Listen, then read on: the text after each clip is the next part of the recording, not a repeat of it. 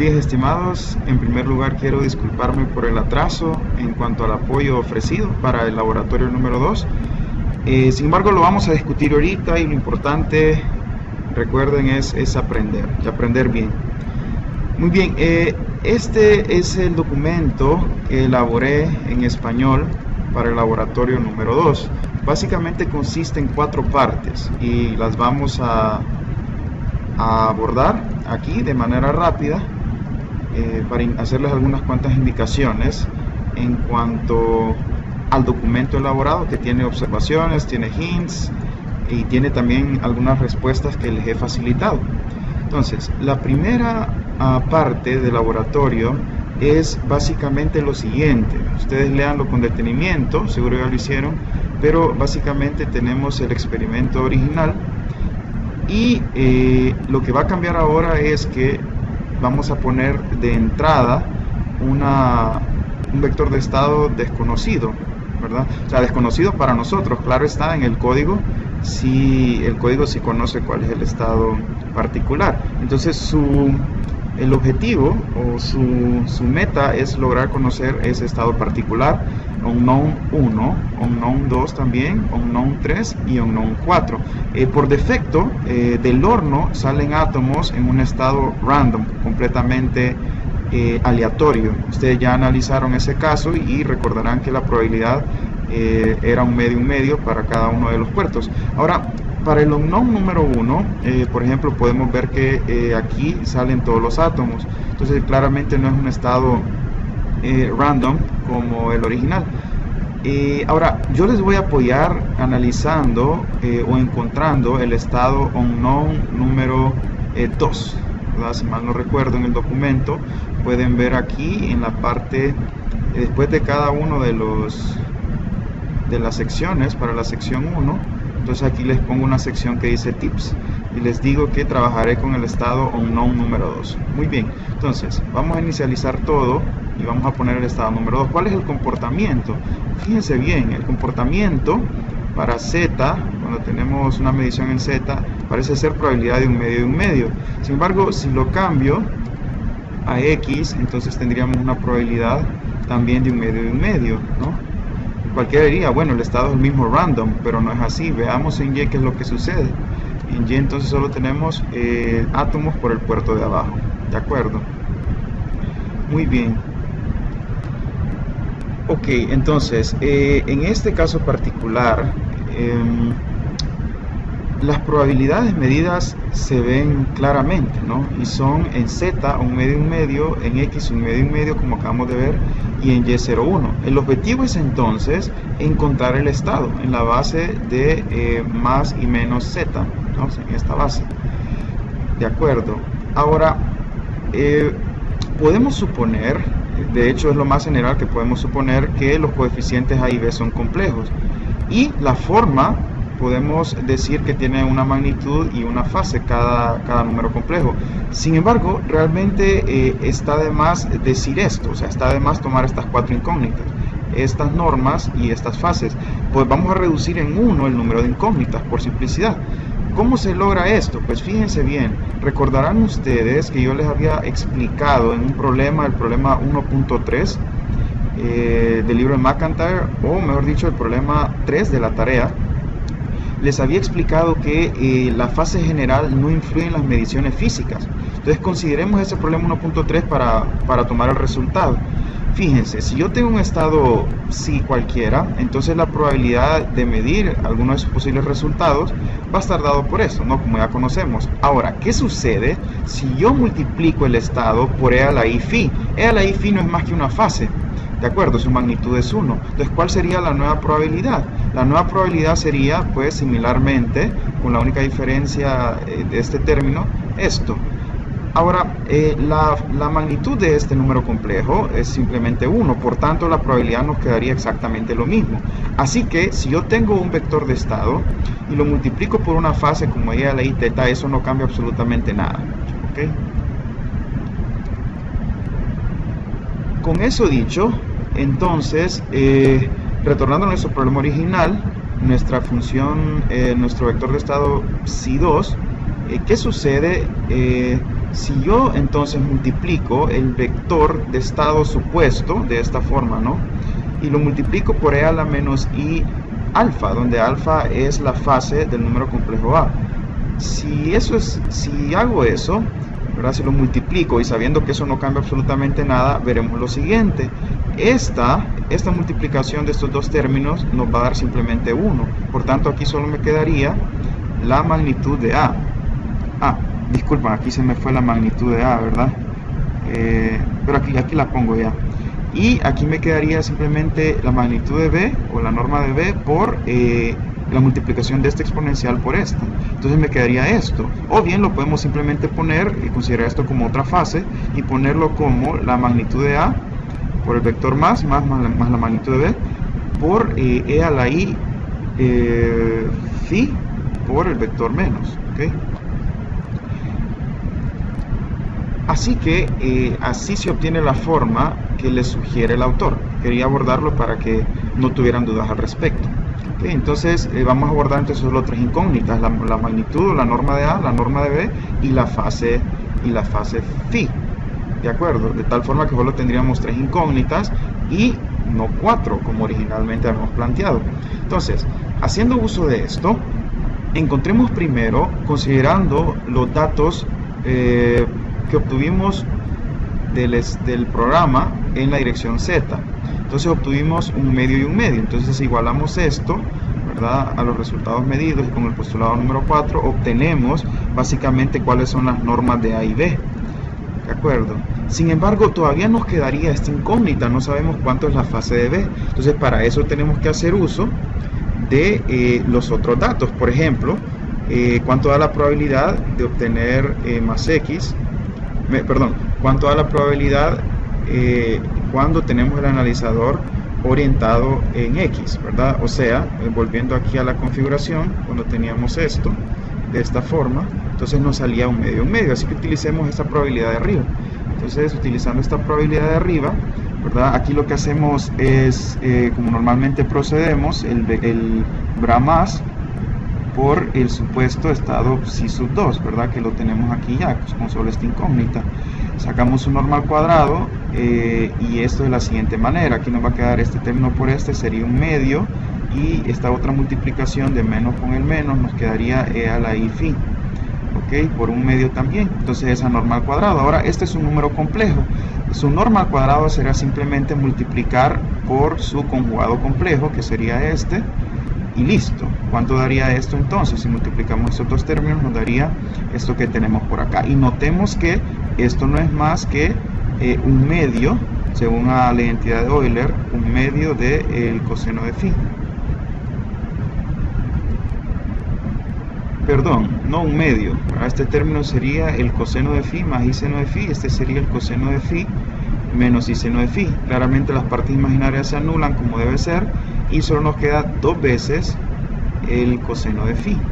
¿De acuerdo? Entonces se sale el factor común 2 multiplicado por un cuarto da un medio. ¿Okay? Eso es lo que quería decir. La probabilidad, por tanto, igualando la probabilidad, mejor dicho, que sería un medio, obtenemos la siguiente condición, que el coseno de phi debe ser igual a 0. Entonces aquí hay dos posibilidades, que phi sea un medio o sea 3 pi medios. Ahora, el autor se refiere a cierta ambigüedad, ¿verdad? Cuando les está exponiendo la metodología para encontrar cuántos son las constantes A y B. Y es esta ambigüedad a la que me refiero ahorita, y es respecto a que nos salen dos ángulos, ¿verdad? Nos salen dos ángulos. Sería pi medio o 3 pi medio. ¿Cuál de los dos utilizamos? ¿Qué onda? Entonces, para salir de tal ambigüedad, ¿qué tenemos que hacer? Pues bueno, consideremos la medición en Y, ¿verdad? Sabiendo que la probabilidad, si recordamos cuánto nos dio la probabilidad medida, nos había quedado 0 y 1. Entonces utilicemos la de 0, ¿les parece?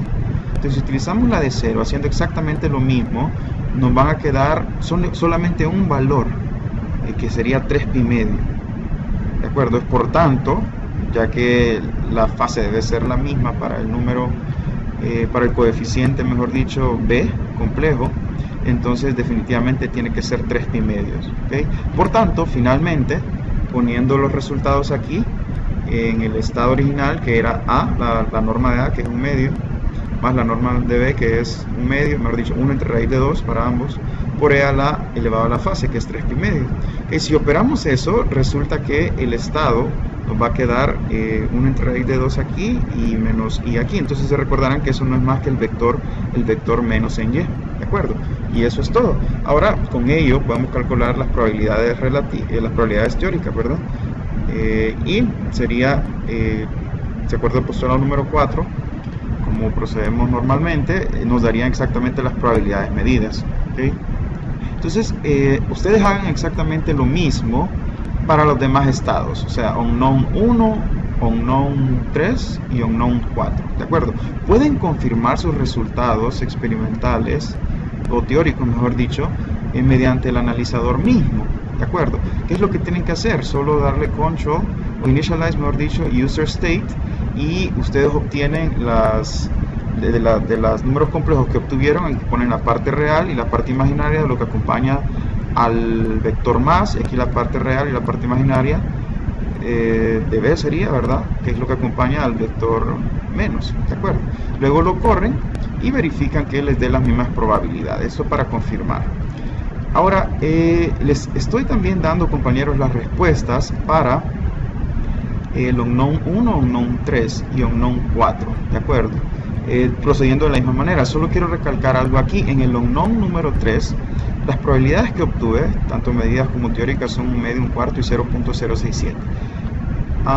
Lo que quiero que noten aquí es que para el estado psi sub 3, esto es lo que les va a dar, ¿de acuerdo? Sin embargo, esto lo pueden poner también en forma de este ket general para spin 1 medio. Recordarán ustedes que cuando guardamos componente de spin en dirección general, que lo vimos en la sección 2.21, obtuvimos estos vectores generales en función del ángulo con latitud de coordenadas esféricas. Entonces podemos expresarlo de esta manera también, ¿verdad? O sea, podemos expresarlo así, simplemente sabiendo que teta es igual a pi medios y phi sería igual a 4 pi tercios, y nos queda exactamente lo mismo que obtenemos. ¿Con qué objetivo se hace eso realmente? Con el objetivo de que para confirmar sus respuestas, entonces vengan ustedes y tomen un analizador en cualquier dirección n y luego ponen los ángulos, ¿verdad? En este caso sería pi medio y 4 pi tercios aquí. Veamos dónde era, diseño y cambiar ángulos, ¿no? Entonces ponen los ángulos, los cambian a esos valores y verifican que las probabilidades les den lo mismo. Con ese objetivo es que lo pongo de esta forma. Y lo mismo para el estado número 4, exactamente lo mismo para el estado número 4, y eso sería básicamente en cuanto a la parte 1. Muy bien, vamos con la parte 2. La parte 2 es... el objetivo de la parte 2 es exactamente lo mismo que la parte 1, simplemente que practiquen encontrar esos estados. Lo único que cambia aquí es que esta caja negra, para que va a ser para nosotros una caja negra, en realidad es un imán. Este imán lo que va a hacer es cambiar el estado. Entonces básicamente es que en lugar de tener un estado ya definido en el programa, entonces vamos a hacer un cambio del estado que viene acá, que viene acá y sale acá. O sea, ahorita vamos a tener otro estado, pero este estado no está definido por el programa, sino que lo cambia este imán. Así que ustedes pueden poner diferentes valores. Este valor de intensidad, para cada valor de intensidad va a haber un cambio en el estado, y por tanto, si ustedes ponen aquí 0405, lo que ustedes quieran poner, vamos a tener un estado diferente. Entonces el objetivo es practicar a encontrar ese estado. Se procede exactamente de la misma forma, ¿verdad?, que el ejercicio anterior, y de eso se trata. Por supuesto, hay otro objetivo con ese experimento, pero a nosotros no nos compete, ¿verdad?, porque se estudia para experimentos posteriores en la Universidad de Oregon. Ok, entonces eso sería básicamente lo mismo que el número 1. En cuanto al experimento número 3, compañeros, este fue el mismo interferómetro. Aquí les pongo, note el nombre dado de interferómetro. debido a los términos de interferencia que habíamos encontrado en clase. Esto ya lo habíamos abordado, este experimento, si se recuerdan. Básicamente teníamos que todos los átomos del puerto de entrada y salida entraban al último, ¿verdad? Y aquí, ¿qué es lo que ocurría? Aquí teníamos un nuevo estado, y ese estado lo podíamos encontrar mediante los operadores de proyección. Mediante los operadores de proyección. Entonces, ¿qué es lo que sucede aquí? Encontramos en clase que aquí hay una superposición coherente del estado más X y menos X. Resulta que el operador de proyección lo que hace es precisamente proyectar este estado hacia un nuevo estado, llamamos psi sub 2. ¿Okay? ¿Cuál es ese estado? Encontramos en clase que el estado es precisamente el estado más, ¿verdad? Y por eso es que se obtiene lo siguiente. Vamos a poner aquí, inicializarlo. Creo que lo tengo en watch. Ok, vamos a inicializarlo en 1000 y lo que obteníamos, ¿se recuerdan cuál era? ¿Qué era? Simplemente era que obteníamos aquí los átomos en el puerto de arriba en Z. Ok, entonces eso se ve claramente si el estado aquí es el estado más en Z, pero esto se logra solamente utilizando el postulado de proyección de la mecánica cuántica. Okay. Básicamente entonces es de repasar lo que vimos en clase o volver a abordar la sección 2.24, ¿no? Y aquí obtiene la teoría básica. Claro, les piden también que lo aborden, digamos, que quiten una de estas patitas y solo lo aborden con una patita, con otra patita y con las dos patitas. Sin embargo, el caso más interesante es, por supuesto, cuando tenemos estas dos patitas. Y recuerden que aquí lo que ocurre es interferencia, ¿verdad? Es interferencia, y esos términos de interferencia aquí se hacen cero.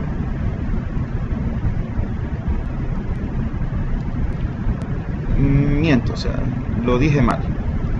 Los términos de interferencia hacen que la probabilidad de que los átomos salgan por el puerto de abajo sean cero. A eso me refiero. Pueden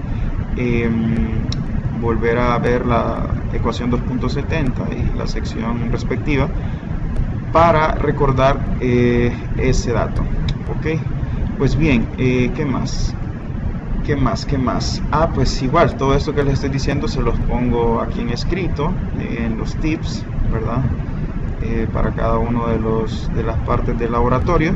Y por último, está la parte número 4. ¿De qué trata la parte número 4? Pues es sencillo, ¿verdad? En este interferómetro, estos átomos que salen aquí se dicen que están en un estado coherente, o sea, todos los átomos de aquí o todos los átomos aquí están en el mismo estado, aquí en uno y aquí en otro. Sin embargo, hay otro estado que se conoce como un estado mixto, en el que cada átomo, digamos, está en un estado diferente. Entonces, en tal caso, podemos visualizar qué es lo que ocurre con una opción que se llama Watch. ¿Okay? Entonces, en este caso ya solo tenemos la opción de Go y veremos por dónde sale cada átomo. Aquí veremos que básicamente ese efecto que teníamos de que todos los átomos pasaban por el puerto de arriba, se elimina. ¿Ok? Todo eso se elimina básicamente y ya vamos a tener átomos por ambos puertos. Entonces, para que aprendan un poquito más de estados mixtos o estados coherentes, pueden leerse los últimos párrafos de la misma sección de que estábamos hablando, que es la sección 2.24. ¿Okay? Aquí pueden ver y leer acerca de ello. Lo más importante está aquí. La interferencia, el ejemplo de interferencia del que estoy hablando ilustra una importante distinción entre superposición coherente y estado mixto. En una superposición coherente hay una fase relativa entre los estados, lo cual tiene como efecto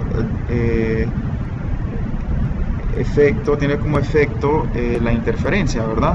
Ahora, lo que les estaba hablando, ahora en un estado mixto sucede lo contrario, ¿verdad? No hay términos de interferencia, entonces por eso ocurre esto.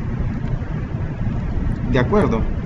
Pues básicamente eso, compañeros. Con esto yo creo que ya pueden terminar el laboratorio en un par de horas. Hay bastante ayuda por aquí. Igual cualquier cosa me llaman y nos quedaría pendiente nada más lo que es la encuesta y evaluación final, que quedaría a partir del domingo, ¿verdad? Para no atrasarlos ya con el estudio de los nuevos temas que van a ver con el doctor Uceda. Pues que estén bien Y